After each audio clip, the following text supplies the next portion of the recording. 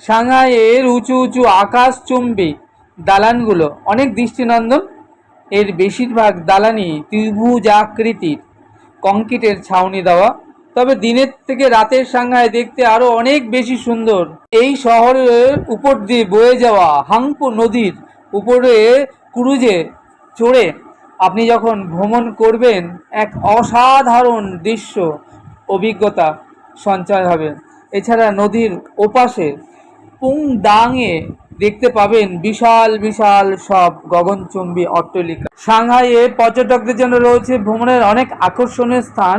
তার মধ্যে দ্য বুন নামে নদীর তীরস্থ পথচারীদের হাঁটার জন্য রয়েছে উপনিবেশ আমলের বিভিন্ন ভবন সারি সারিভাবে দাঁড়ানো। নদীর অপর তীরে রয়েছে ফুতুং এলাকায় সুউচ্চ আধুনিক উঁচু উঁচু সব অট্টালিকার সারি সারি। আর রয়েছে 632 মিটার উঁচু সাংহাই টাওয়ার এবং তার সাথে ওরিয়েন্টাল পাল টেলিভিশন টাওয়ার। এটি গোলাপি রঙের, এটি চোখে দেখার মতন।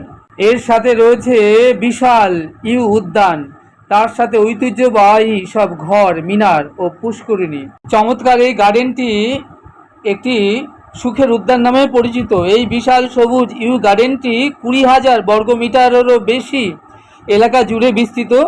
ভ্রমণ প্রেমীদের জন্য এটি একটি সুন্দর স্থান। এখানে নানচিং সড়কটি কিন্তু বহুদিন ধরেই শহরের প্রধান কেনাকাটার জায়গা।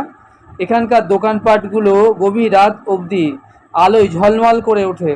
আমাদের তো কলকাতাতে দীপাবলি হয় কালী পুজোতে, কিন্তু আপনি যদি কখনো সাংহাই শহরে আসেন, এই শহরের দিকে তাকান, মনে হবে যেন সারা বছর আলোয় ঝলমল করছে শহরটি। এদের প্রত্যেক দিনই দীপাবলি উৎসব চলে।